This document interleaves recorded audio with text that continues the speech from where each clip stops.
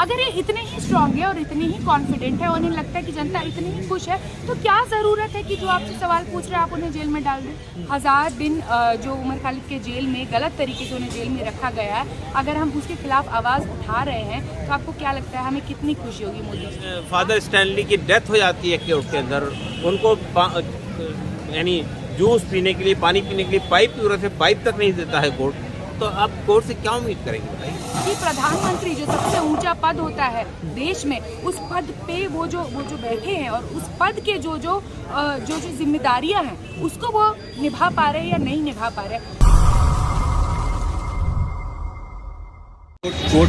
Court को लेके trust depletion नज़र आ रहा है, ट्रस्ट घटता हुआ काफ़ी नज़र आ रहा है, उसको लेके आप नहीं, मतलब सिर्फ उम्र का केस नहीं है ना। आप मुझे बताइए ना, जो लोग भीमा कोरेगांव में 5-5 साल से बंद है, रवा राव इतने बुजुर्ग आदमी 80 साल की उम्र के हैं, उनको बेल नहीं देते हैं। फादर स्टैनली की डेथ हो जाती है कोर्ट के अंदर, उनको यानी जूस पीने के लिए, पानी पीने के लिए पाइप की जरूरत है, पाइप तक नहीं देता है कोर्ट, तो आप कोर्ट से क्या उम्मीद करेंगे भाई? जो हाई कोर्ट में जहाँ पर उमर खालिद की बेल की रिजेक्शन हुई, वहाँ पे आप कोर्ट प्रोसीडिंग सुनिए, मतलब जो जजमेंट है उसमें क्या लिखा हुआ है अगर आप देखिए तो वहाँ कोई बात ही नहीं हो रही है कि एक्चुअली स्पीच में क्या कहा गया। वहाँ पे इनकलाब जिंदाबाद पे बात हो रही है। मतलब ये लोग अब तो कोर्ट में बैठ इनकलाब जिंदाबाद की नारा क्यों लगाए? बिल्कुल, और कोर्ट में बैठ करके इस चीज पर डिबेट का नारा लगाना गुनाह हो गया है।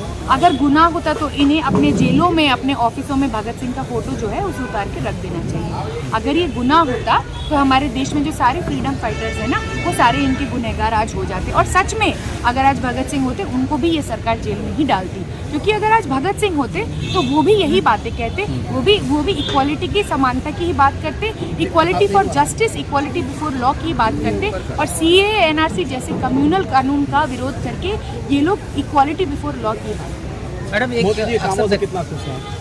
आपको क्या लगता है आज हम यहाँ पे 1000 दिन जो उमर खालिद के जेल में गलत तरीके से उन्हें जेल में रखा गया है, अगर हम उसके खिलाफ आवाज़ उठा रहे हैं तो आपको क्या लगता है हमें कितनी खुशी होगी मोदी जी? बात ये नहीं है कि हम उनके पॉलिटिक्स से एग्री करते हैं या नहीं एग्री करते हैं, बात ये है कि प्रधानमंत्री जो सबसे ऊंचा पद होता है देश में, उस पद पे वो जो बैठे हैं और उस पद के जो जिम्मेदारियां हैं उसको वो निभा पा रहे हैं या नहीं निभा पा रहे हैं। आज आप जिस तरीके की रेल दुर्घटना हुई है उस समय, आप रेल दुर्घटना की हालत देख लीजिए। ऐसा कैसे हो सकता है कि एक समय पे 3 ट्रेनें जो है इस तरीके से कोलाइड कर रही है? हमारे पास कोई रेलवे में मैकेनिज्म नहीं है, और सालों हम देखते हैं कि हमारी तरह ही युवा निकल कर आते हैं और वो लड़ते हैं सड़कों पे कि हमें रेलवे में नौकरी दिला दीजिए, हमें यहाँ सरकारी नौकरी दिला दीजिए। अब रेल दुर्घटना की बात की है, प्रधानमंत्री जी, रेल मंत्री जी जाकर दौरा किए हैं, कितने एक्टिव है, जाकर भारत माता की जय के नारा लगा रहे हैं। बात ये है कि जो प्रिवेंटिव मेजर्स होने चाहिए थे, ये दुर्घटना होनी ही नहीं चाहिए थी। बात ये है दुर्घटना क्यों हुई, ये सवाल उठाना हमारा सरकार से हक है। ये हर सिटीजन को, हर उस इंसान को जिसके परिवार से कोई ना कोई दुर्घटना में मरा है, हर उस इंसान को जिसे बिना टिकट के ट्रैवल करना पड़ता है और बिना ये सोचे हुए कि आगे जाकर इस तरीके की दुर्घटना से उन्हें सामना करना पड़ेगा, उनका ये सवाल उठाना हक है।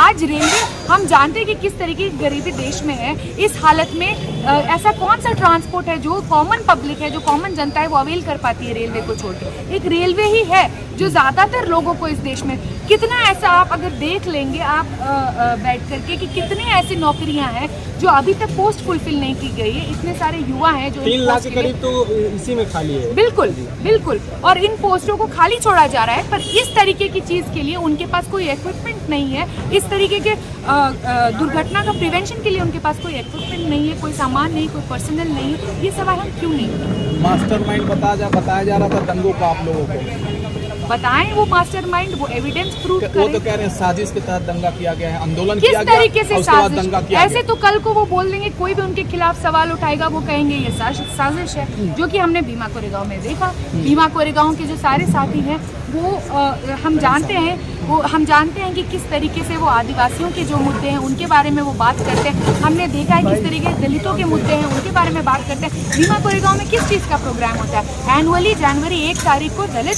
वहाँ पे सारे जो हमारे दलित साथी हैं वो जाते हैं और वो उस चीज़ को कॉमेमोरेट करते हैं क्योंकि एक विक्ट्री थी वो जातिवाद के खिलाफ एक विक्ट्री थी, उसके लिए एक प्रोग्राम किया गया था। और इस तरीके की चीज़ के लिए उस प्रोग्राम को अलट पलट करके वो अपने हिसाब से इस चीज़ को बोलते हैं कि ये प्राइम मिनिस्टर का असैसिनेशन का एक अटेम्प्ट किया गया। तो ये सवाल उठाने की ज़रूरत है कि 80 साल का इंसान या कोई 90% डिजेबल्ड इंसान ये क्या सच में, या 70% जो है फादर स्टैन स्वामी को इतनी सारी हेल्थ की दिक्कतें थी, ये सारे लोग आप कह रहे हैं, आप सच में कह रहे हैं जनता को कि ये सारे लोग आपको मारने की कोशिश कर रहे हैं और जनता को इस बात का विश्वास करना चाहिए? क्या आज जनता की इतनी ही मतलब इस तरीके से हम कुंद बुद्धि हो चुके हैं कि हमें ये बातें साफ साफ दिखाई नहीं दे रही? ये सवाल होगा।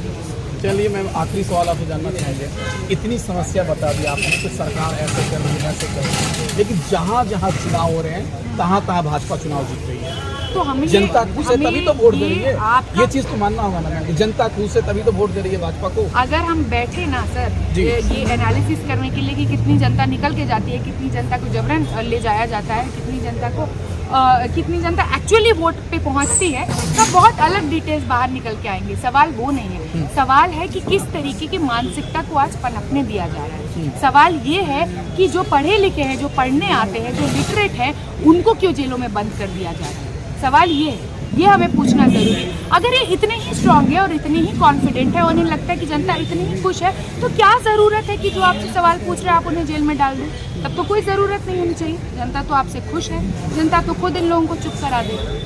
चंद लोग आपके खिलाफ कोई सवाल उठा रहे हैं, आपको ऐसी क्या ज़रूरत महसूस हो रही है कि आप उन्हें आतंकवादी बता देते हैं, आप उन पर UAPA कानून लगा देते हैं? सिद्दीक कप्पर ने ऐसा क्या टेररिज्म किया था? आप ही की तरह पत्रकार थे, अपना काम करने गए थे, उनको क्यों ज़रूरत महसूस हुई कि आधी रात में दलित महिला के शव को जला देना चाहिए, उनके परिवार से पूछना नहीं चाहिए, उनसे कंसेंट नहीं लेना चाहिए इसके बारे में? तो बात ये है कि सवाल गलत पूछे जा रहे हैं, और बात ये है कि जिस तरीके की मानसिकता है, जिस मानसिकता में नफरत हो उस मानसिकता को पनपने दिया जा रहा है, जिस मानसिकता में थोड़ा भी एक सवाल करने की एक ऊर्जा हो उस मानसिकता को दबाया जाए।